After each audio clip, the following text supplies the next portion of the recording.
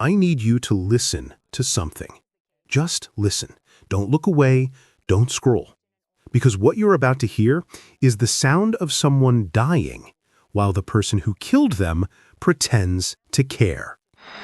My boyfriend is dying. Baby, I'm so sorry, baby. That's her voice. Courtney Clenney, 26 years old, blonde, beautiful, an Instagram model and OnlyFans creator who made $3 million selling fantasies to men who worshipped her. On April 3, 2022, she called 911 from her luxury Miami penthouse, covered in blood, sobbing hysterically, begging for help. She sounded terrified. She sounded heartbroken. She sounded like a victim. She wasn't. The man bleeding out on her apartment floor was Christian Obumseli, 27 years old, a cryptocurrency trader, intelligent, ambitious, and in 14 minutes, he would be dead.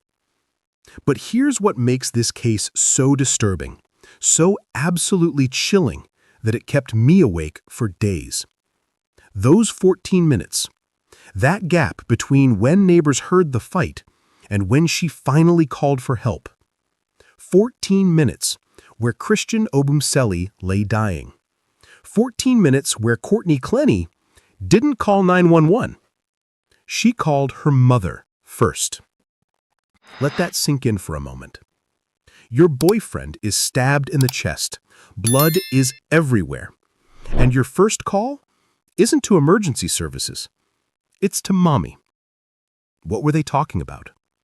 What was so important that it was worth more than trying to save a man's life? Before we go any further, if you're new here, hit that subscribe button right now because we're about to uncover a story that the mainstream media got completely wrong. They painted her as a victim. They said she was defending herself from an abusive boyfriend. And if you only saw the headlines, you might have believed it too.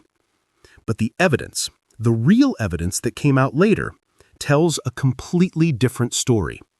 And I need you here for all of it. Because by the end, you're going to see how beauty, money, and lies almost let a killer walk free. Drop a comment right now and tell me where you're watching from. Are you Team Justice, or do you think there's more to this story? Because trust me, people are divided on this case, and I want to hear what you think. So let's go back to April 3rd, 2022, a Sunday. It started like any normal day. Christian woke up early and made a video on his phone lip-syncing to a Kanye West song. He looked happy, relaxed. He had no idea that in less than 12 hours, he'd be dead. By 10:30 in the morning, he and Courtney were playing with their dogs, Ranger and Jesse. There's video of them laughing together, being affectionate, acting like a couple that had finally found peace after months of chaos. Christian left the apartment around 11 to buy lunch. He took his bike, rode to a nearby Subway, and texted Courtney about what she wanted to eat. He got her order exactly right. He came back with the sandwiches around noon, probably thinking they'd have a nice, quiet afternoon together. But something had changed in Courtney. She was agitated, angry, and what happened next would end his life. According to Courtney's own statement to police, the argument started over something incredibly trivial: location sharing. Christian had turned off his location sharing on his phone, and Courtney was upset about it. Think about that. A man died because of a phone setting. But was it really about location sharing? Or was it about control? Because if you dig deeper into their relationship, you'll see that control was always the issue. Courtney needed to know where Christian was at all times, who he was talking to, what he was doing.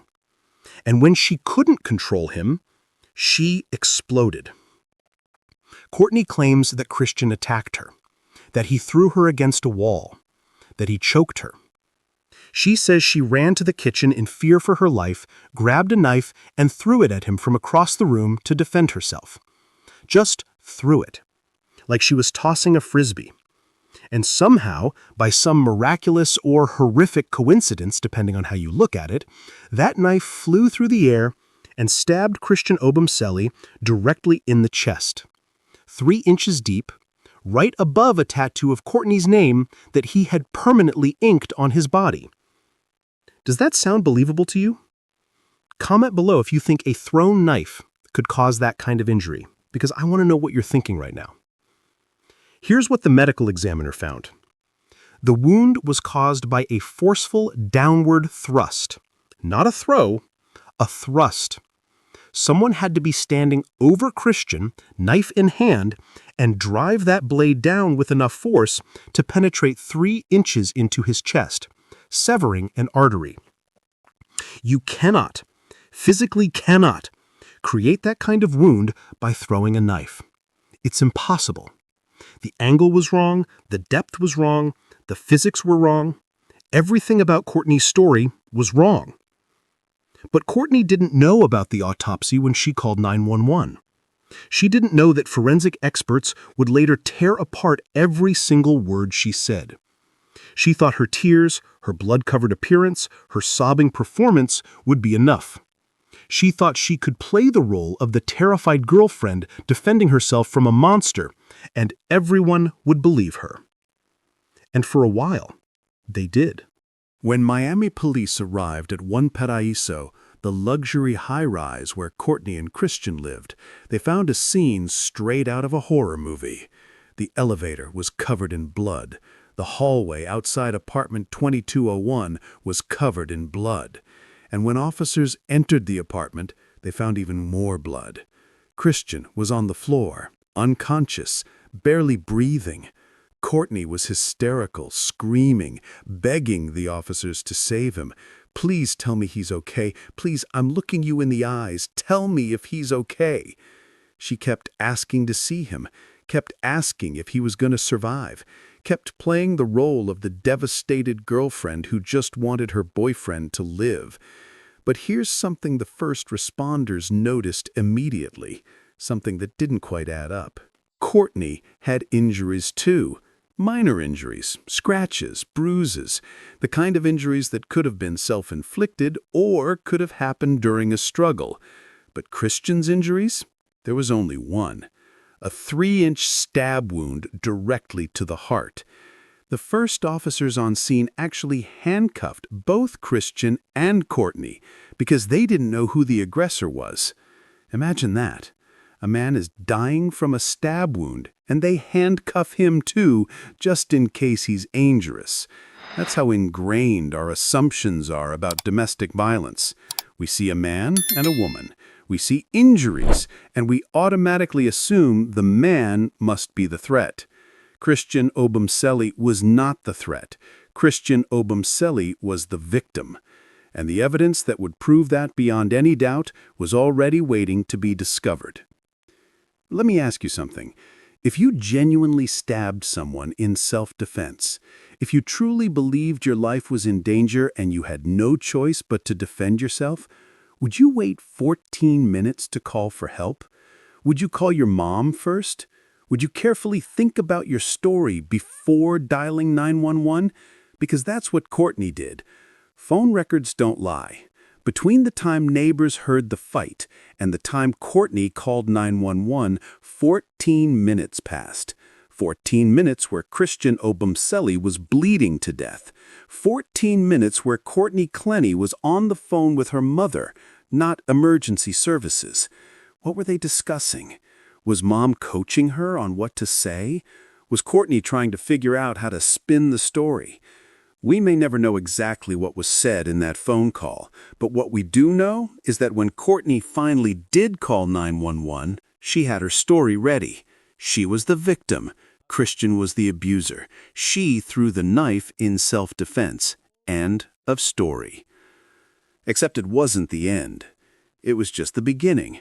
Because while Courtney was being taken to the police station for questioning, while she was putting on her performance as the traumatized girlfriend who just wanted her boyfriend to live, investigators were already finding evidence that would destroy every single lie she told. First, The crime scene itself told a story that contradicted Courtney's version of events.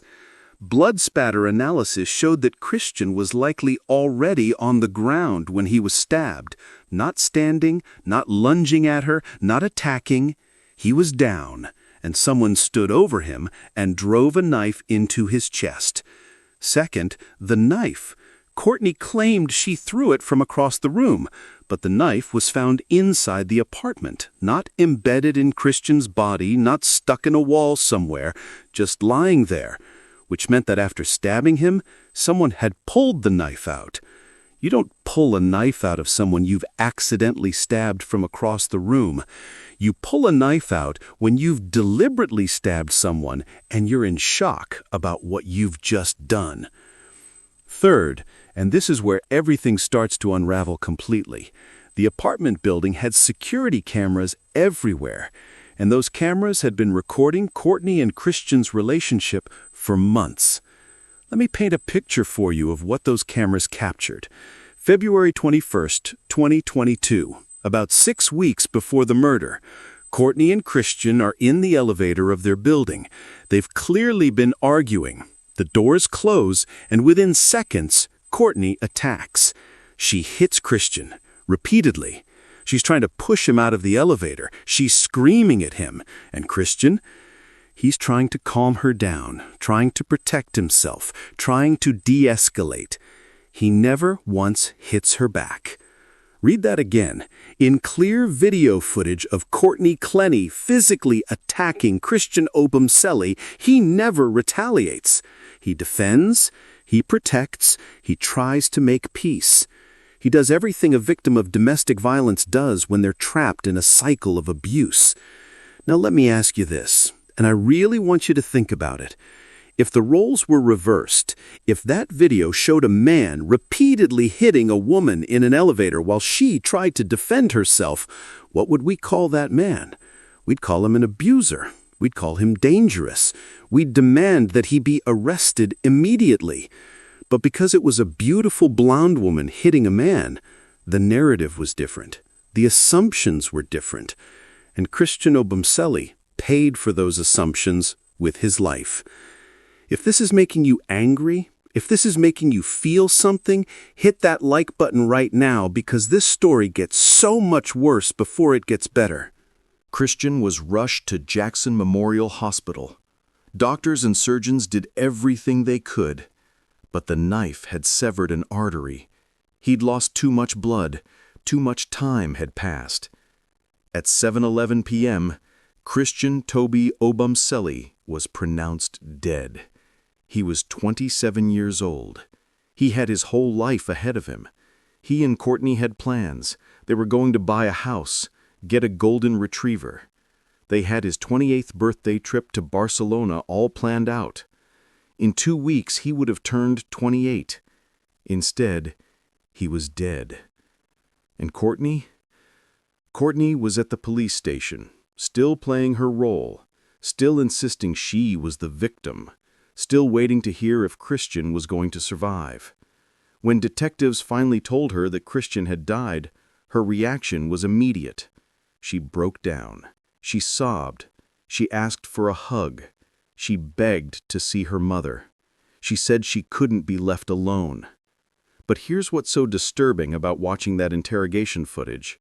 Everything about her reaction feels performative, calculated, like she's playing the part of the grieving girlfriend, but she's not quite hitting the right notes.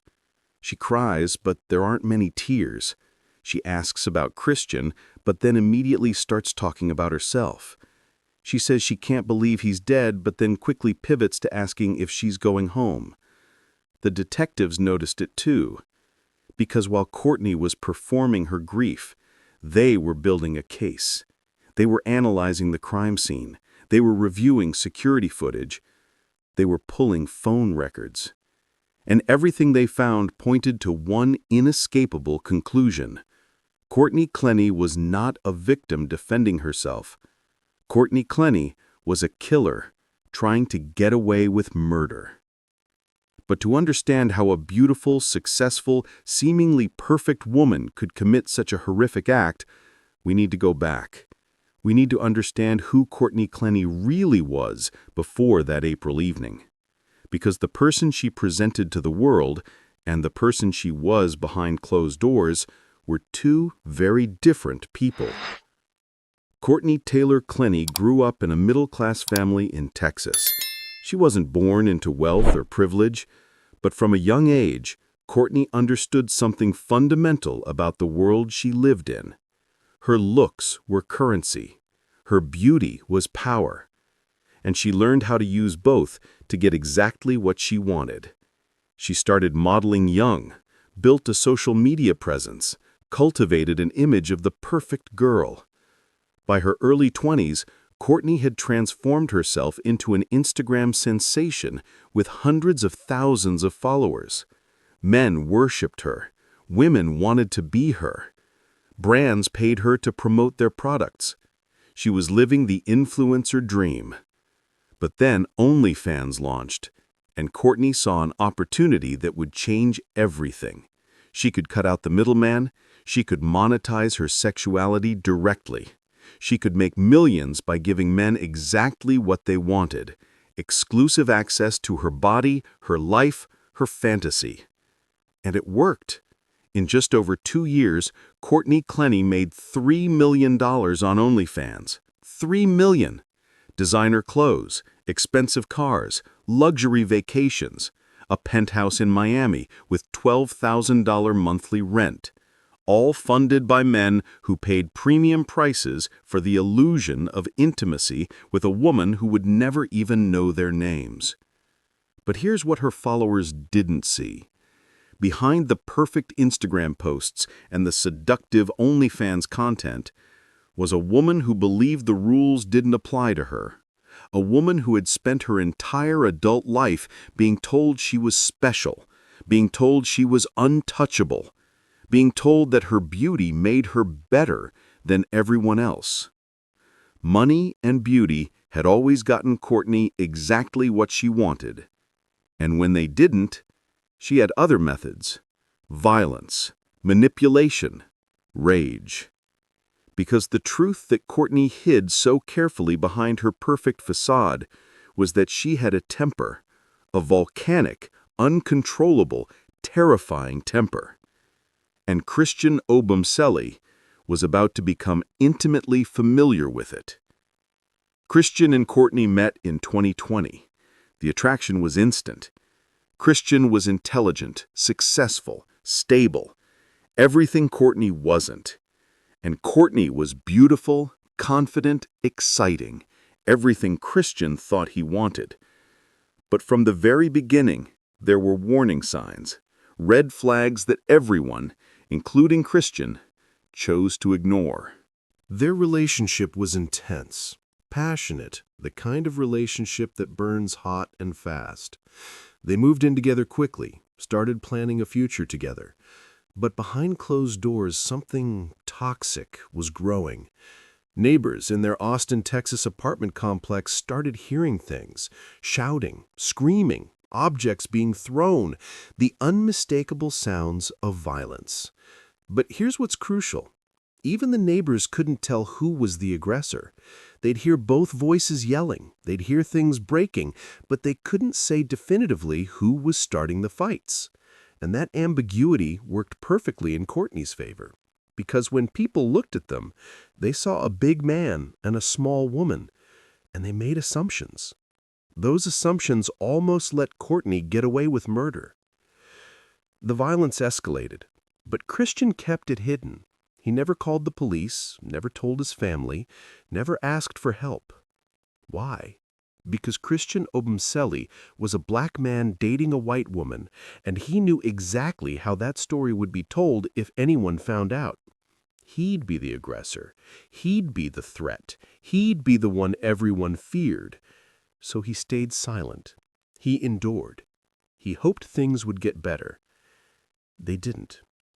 In August 2021, Courtney and Christian took a trip to Las Vegas.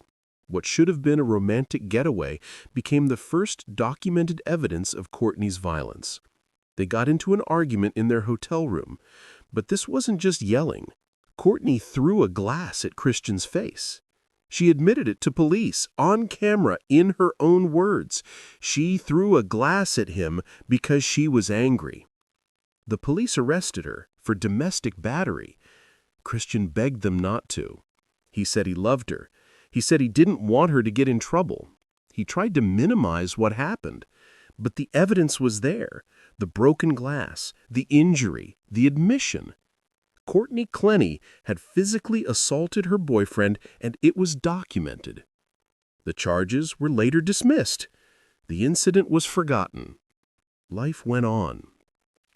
But it shouldn't have been forgotten, because that moment in Las Vegas was a preview, a warning, a glimpse of exactly what was coming.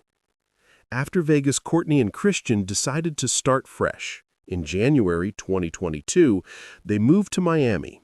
They found a luxury apartment at One Paraiso, a 53-story high-rise in the heart of the city. $12,000 a month, panoramic views, elite neighbors. It was supposed to be their new beginning. It was actually the beginning of the end. The fights didn't stop in Miami. They got worse. Building security was called to their apartment repeatedly. Police showed up multiple times in just 3 months. The building management was so concerned about the constant disturbances that they started eviction proceedings against both of them. Everyone in that building knew something was wrong in apartment 2201. Everyone heard the screaming. Everyone saw the aftermath. But nobody did anything to stop it. Nobody intervened. Nobody called for help beyond just trying to quiet them down. Why? Because when people saw Courtney Clenney, they saw a victim. When they saw Christian Obumseli, they saw a potential threat. And that bias, that assumption, that prejudice cost Christian his life. By early April 2022, things had reached a crisis point. Christian had started secretly recording their arguments. He knew he needed evidence. He knew that if things continued to escalate, he'd need proof of what was really happening. Those recordings, those audio files recovered from his phone after his death, they're haunting. They're disturbing. And they prove beyond any doubt who the real aggressor was in that relationship. You can hear Courtney screaming at Christian, calling him racial slurs, threatening him, hitting him. And through it all, Christian tries to de-escalate, tries to calm her down, tries to reason with her. He never fights back. He never retaliates. He just endures. On April 1st, just 2 days before the murder, Courtney called the police asking about getting a restraining order against Christian. Let that sink in. She called asking for a restraining order against him. She told police that Christian had threatened her with a knife, that she was afraid of him, that she needed protection. But the police reports tell a different story. Security footage tells a different story. Christian's recordings tell a different story. Christian wasn't afraid of Courtney.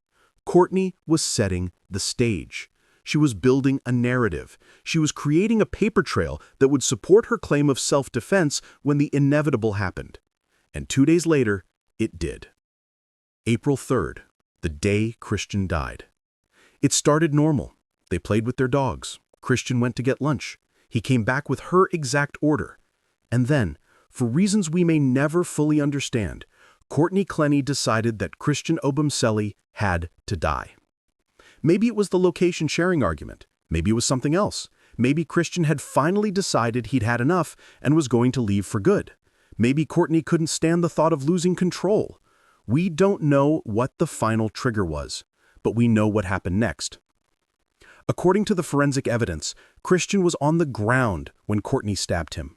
The angle of the wound proves it. The blood spatter proves it. The physics prove it. Christian Obumseli was on the floor of his apartment, possibly already injured from whatever fight had preceded the stabbing. And Courtney Clenney stood over him with a knife and drove it into his chest with enough force to kill him. And then, for 14 minutes, she didn't call for help. For 14 minutes, Christian bled. For 14 minutes, Courtney was on the phone with her mother. And when she finally did call 911, she had her story ready. My boyfriend is dying. He wasn't dying. He was already dead. Christian Obumseli's fate was sealed the moment that knife entered his chest. The 14-minute delay just made absolutely certain there was no chance of survival. If you're still with me, if you're feeling the weight of this story, leave a comment right now. Tell me what you're thinking. Tell me what you're feeling, because this is only half the story. What happens next, the interrogation, the lies, the evidence that keeps mounting, it's even more disturbing than what you've already heard. And here's what I need you to understand before we continue. This case isn't just about one woman who killed her boyfriend. This case is about how society's assumptions about domestic violence, about beauty, about gender, can literally be deadly. Christian Obumseli suffered in silence because he knew no one would believe him. He stayed in an abusive relationship because he thought he could fix it. He thought he could save Courtney from herself. It cost him everything. We're going to take you inside that interrogation room. We're going to show you how Courtney's story fell apart piece by piece. We're going to reveal the evidence that prosecutors used to build their case. And we're going to explore how a woman who thought she was untouchable finally faced justice. But before we do that, I need to know, do you think Courtney planned this, or was it a moment of rage that went too far?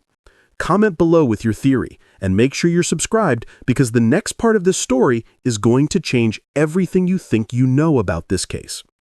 Christian Obumseli died at 7:11 p.m. on April 3, 2022. He was 27 years old. His family lost a son, a brother, a friend. The world lost a young man with his whole life ahead of him. And Courtney Clenney? She lost nothing, except her freedom. Because unlike Christian, Courtney got to tell her side of the story. She got to cry. She got to perform. She got to try to convince the world that she was the victim. The interrogation room is where that performance would begin.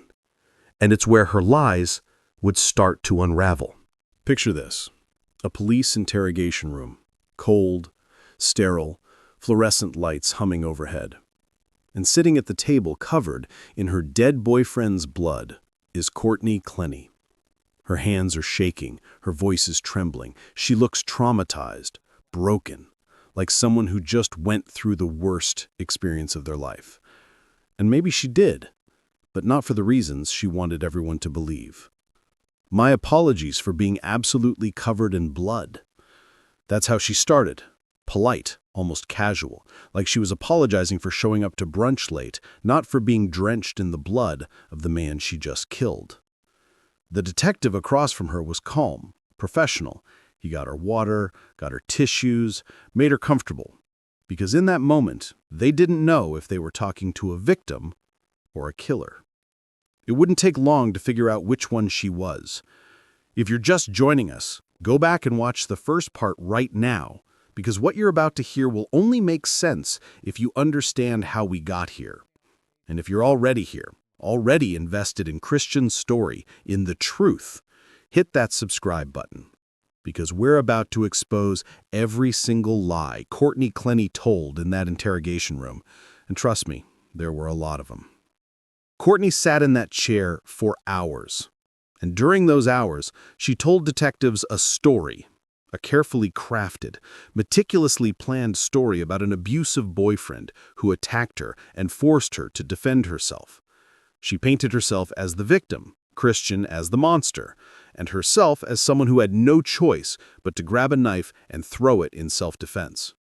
But stories, especially lies, have a way of falling apart when you examine them too closely, and detectives were about to do exactly that. He does stocks, and we have a dog picked out, a golden retriever we're going to name. We're going to get a house so we can have a backyard. She was talking about their future, their plans, like Christian was still alive, like she hadn't just stabbed him in the chest 30 minutes ago. The detective played along, let her talk, let her reveal herself, because every word out of Courtney's mouth was evidence. Every detail she gave was another thread that would eventually unravel her entire story. I just hope we get the opportunity to do that. The opportunity. She said opportunity, not I hope he survives, not I hope he's okay, but opportunity. Like she was talking about a business deal that might fall through. not a human life hanging in the balance. The detective told her Christian was still at the hospital, still being monitored, still having tests done. He didn't tell her the truth yet, that Christian was already gone, that there was no more monitoring, no more tests, no more hope. He let her keep talking, keep lying, keep building a case against herself with every word. Thank God. Hopefully I'll be able to see him. She wanted to see him, to play the concerned girlfriend one more time, to sell her story to anyone who would listen. But what Courtney didn't know was that while she sat in that interrogation room, forensic teams were tearing apart her story piece by piece. The knife wound was wrong. The angle was wrong. The blood spatter was wrong. The timeline was wrong. Everything was wrong, and detectives knew it. They just needed Courtney to keep talking long enough to trap herself in her own lies. So let's break down exactly what Courtney told police, and then let's compare it to what the evidence actually showed. Because the difference between her story and reality is the difference between self-defense and murder. According to Courtney, here's what happened. She and Christian got into an argument about location sharing on their phones. He had turned his off, and Courtney was upset. The argument escalated. Christian became violent. He threw her against a wall. He choked her. She couldn't breathe. She thought he was going to kill her. So she ran to the kitchen, grabbed a knife, and threw it at him from across the room. Just threw it. And somehow that throw was powerful enough and accurate enough to stab him directly in the chest. Does that sound believable to you? Comment below right now because I want to know if anyone actually thinks that story makes sense. Here's what the evidence showed.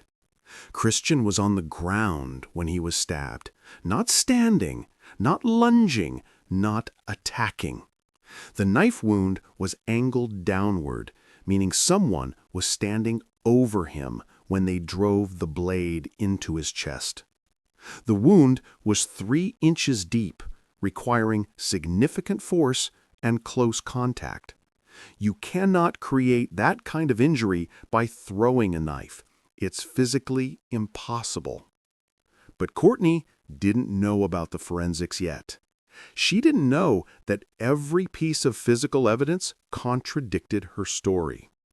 She thought if she cried enough, if she seemed scared enough, if she played the victim well enough, everyone would believe her. And here's the terrifying part. If it weren't for the evidence, they might have. He pinned me against the wall and choked me. It happened twice before where I couldn't breathe and I was on the floor. She was building a history of abuse, making Christian sound dangerous, violent, out of control. But detectives asked her a simple question. If Christian was so abusive, if he'd attacked her multiple times, why were there no police reports? Why had she never called for help before? Courtney had an answer for that too. She said she had called police once before, that Christian had threatened her with a knife, that she'd been scared. But when detectives looked into it, the story didn't match the reports. In fact, the security footage from the building showed the exact opposite. It showed Courtney attacking Christian repeatedly, while he tried to calm her down. The elevator video, February 21st, 2022.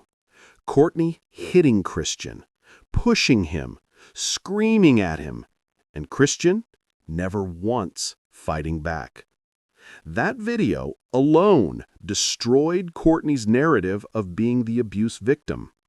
Because if Christian was really the aggressor, if he was really the violent one, why was every piece of video evidence showing Courtney as the attacker? Let me ask you something, and I really need you to think about this. How many times do you think you could watch someone you love attack you before you finally fought back? How many hits would you take? How many screaming matches? How many public humiliations? Christian endured all of it. He stayed. He tried to make it work. He believed he could help Courtney. He believed love was enough. It wasn't. I walked into the living room. I called my mom. He came in there, tried to get the phone out of my hand. The phone. She mentioned calling her mom, and that detail, that tiny little detail she probably thought was insignificant, that was about to become one of the most damning pieces of evidence against her. Because phone records don't lie. And those records showed that Courtney called her mother before she called 911. 14 minutes passed between when neighbors heard the fight and when Courtney finally called for help. What were mother and daughter discussing during those 14 precious minutes while Christian bled out on the floor? Were they coordinating a story? Was her mother telling her what to say? Was Courtney trying to figure out how to spin this to look like self-defense? We may never know the exact conversation, but we know one thing for certain. Saving Christian's life was not the priority during those 14 minutes. Protecting Courtney was. I could see the ice in his eyes. He was coming at me. I grabbed the knife. I said, "I swear to God, I swear to God." She was setting the scene, making it dramatic, making Christian sound like a monster. But here's what's so revealing about this part of her story. She said she grabbed the knife to scare him, to keep him away, not to hurt him, not to stab him, just to scare him. But then she threw it.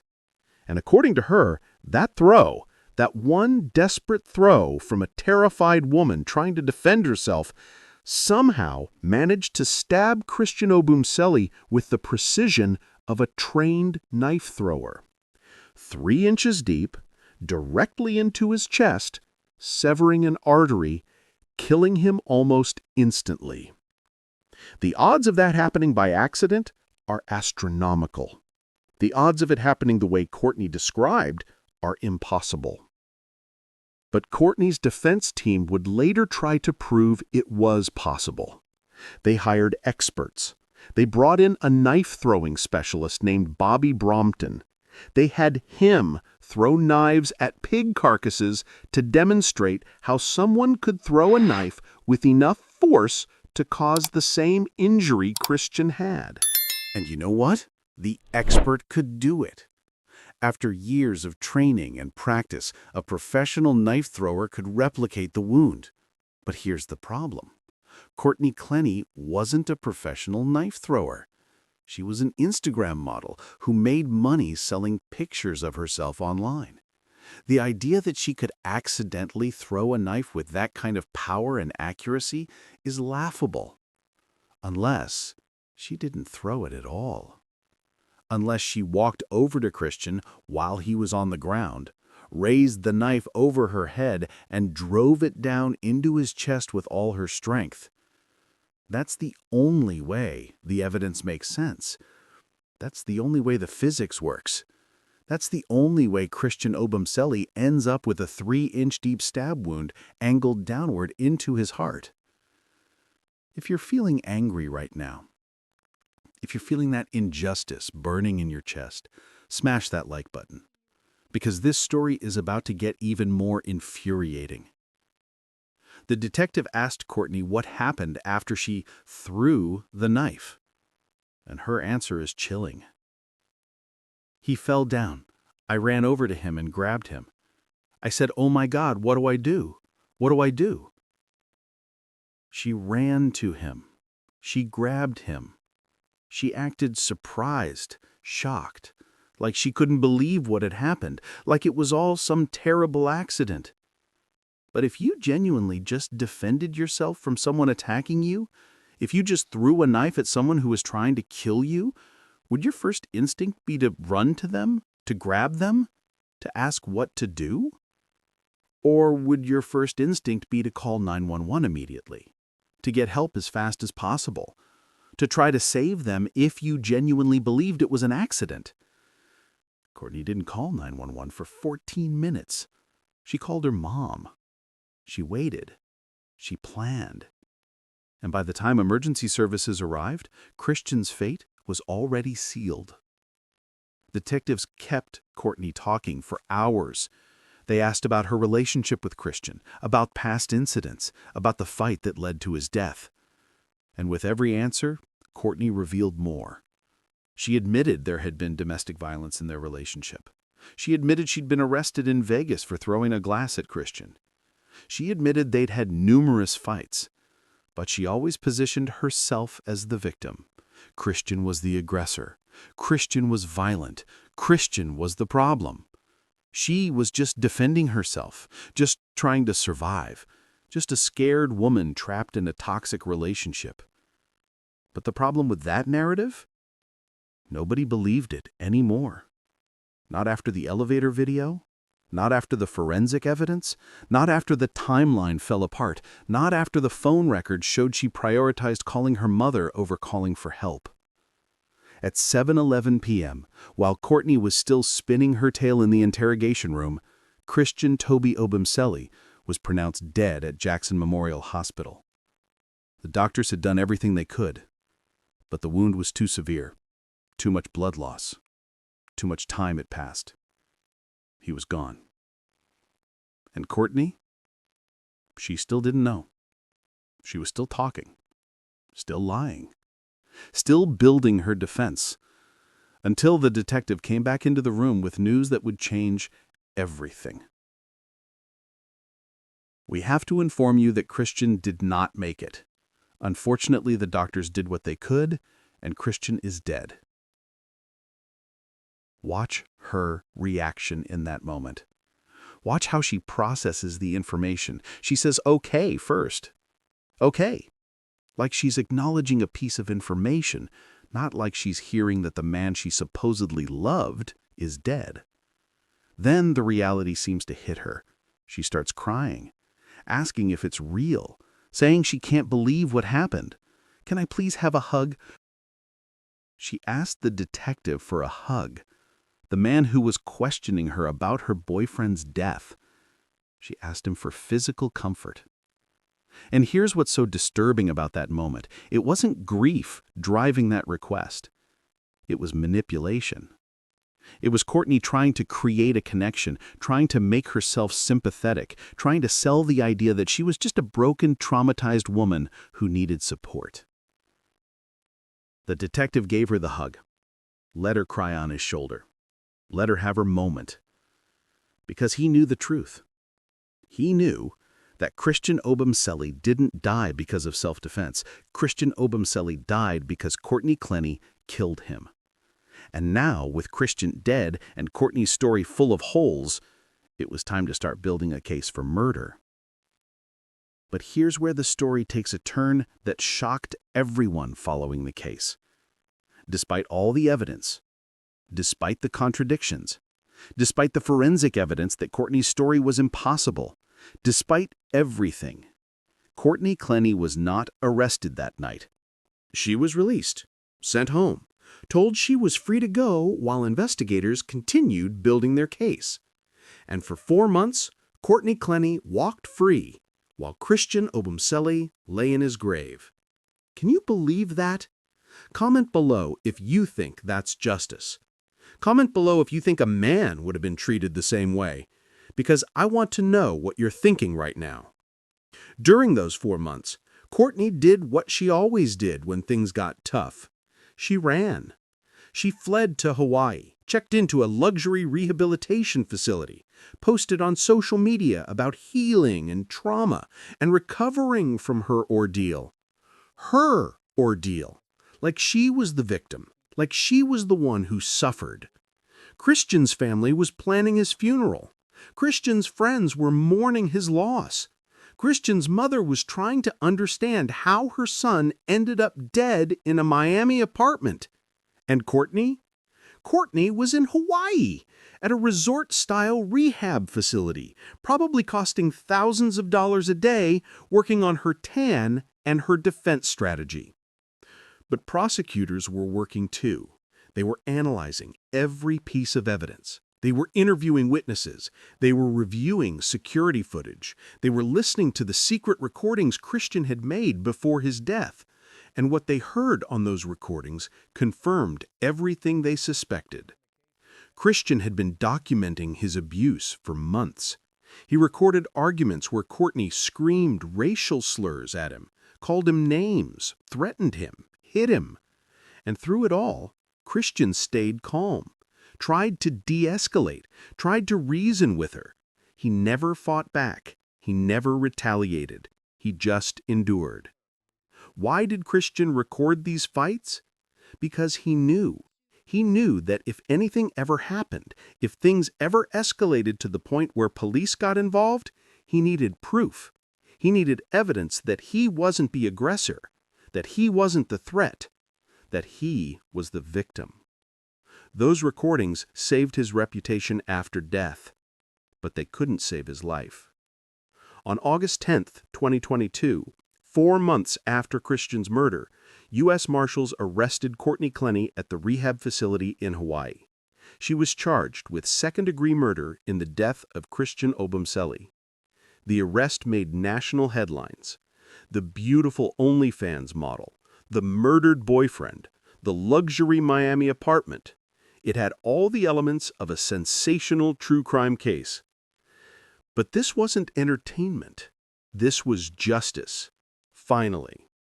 Courtney was extradited back to Florida to face charges, and at her first court appearance, her defense team did exactly what everyone expected. They asked for bail.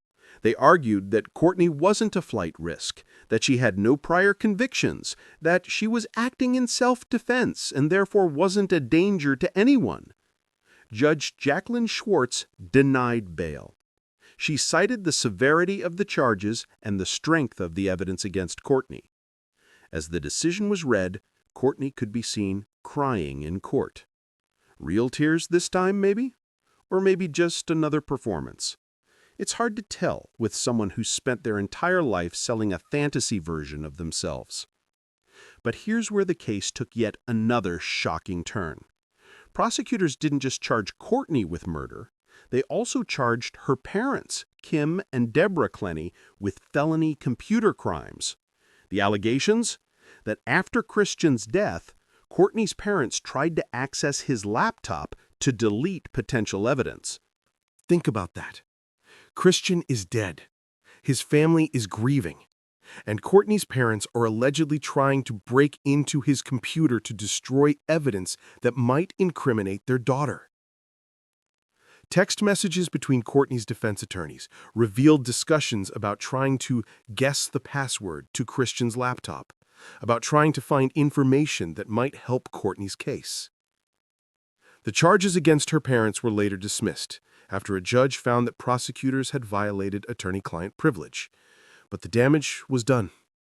The public could see exactly how far the Clenney family was willing to go to protect Courtney, and it raised serious questions about what they might have been trying to hide. As of now, Courtney Clenney sits in a Miami jail cell, awaiting trial. She's been behind bars for over 2 years. No trial date set yet. No verdict. Just waiting.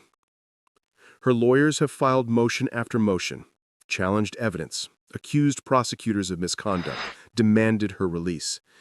But every time, judges have denied their requests.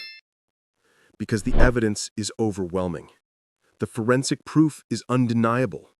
The lies have been exposed, and the truth, the real truth about what happened in apartment 2201 on April 3, 2022, is impossible to ignore. Christian Obumseli was murdered. Courtney Clenney murdered him, and now she's going to face the consequences of her actions. Maybe not as quickly as Christian's family would like, maybe not with the severity that justice demands, but she is going to face them. Let me tell you what I think the moral of this story is, and then I want to hear what you think. Because this case isn't just about one murder. It's about something much bigger and much more dangerous. This case is about how society's assumptions can be deadly. We assume that men are always the aggressors in domestic violence situations. We assume that beautiful women can't be abusers. We assume that if someone looks like a victim, acts like a victim, cries like a victim, they must be a victim. And those assumptions get people killed. Christian Obumseli suffered in silence because he knew no one would believe him. He knew that if he called police and said his girlfriend was abusing him, they'd laugh. They'd minimize it. They'd tell him to man up. They'd look at him, a 6-foot-tall man, and look at Courtney, a petite blonde woman, and they'd never believe that she was the threat. So Christian stayed quiet. He endured the abuse. He recorded it for evidence. He hoped things would get better. And it cost him his life. How many other men are suffering in silence right now? How many other victims of domestic violence aren't reporting because they know society won't take them seriously? How many more Christians are out there, trapped in toxic relationships, believing they can fix their abuser, believing love is enough? This case should be a wake-up call. Domestic violence doesn't have a gender. Abuse doesn't have a face. And sometimes the most dangerous predators come in the most unexpected packages. If you've made it this far, if you stayed with Christian's story from beginning to end, I want to thank you. Because by watching this, by engaging with this case, by demanding justice, you're honoring Christian's memory. You're making sure his story is told. You're making sure he's not forgotten. Hit that like button if this case moved you. Subscribe if you want to hear more stories that deserve to be told. And most importantly, leave a comment below. Tell me what you think. Tell me what this case made you feel. Tell me your theory about what really happened that day. Tell me if you think justice will be served. Because here's the truth. Courtney Clenney's trial hasn't happened yet. She hasn't been convicted. Technically, legally, she is innocent until proven guilty. But the evidence tells a story that's hard to ignore. The forensics tell a story that's impossible to dismiss. And Christian's death tells a story that demands justice. Will Courtney's defense team be able to convince a jury that she acted in self-defense? Will they be able to explain away the forensic evidence? Will they be able to justify that 14-minute delay? Will they be able to make a jury believe that a thrown knife could cause the injury that killed Christian? I don't think so. But I've been surprised before. I've seen cases where overwhelming evidence wasn't enough, where juries found reasonable doubt where none should exist, where killers walked free because they played their role well enough. I hope that doesn't happen here. I hope Christian gets justice. I hope his family gets closure. I hope Courtney Clenney faces the full consequences of what she did. But hope isn't enough. Awareness is what creates change. Understanding is what prevents the next tragedy. And stories like Christian's, as painful as they are to hear, as difficult as they are to process, they're necessary. Because maybe, just maybe, if we tell these stories loudly enough, if we demand justice consistently enough, if we challenge our assumptions thoroughly enough, we can prevent the next Christian Obumseli from suffering in silence.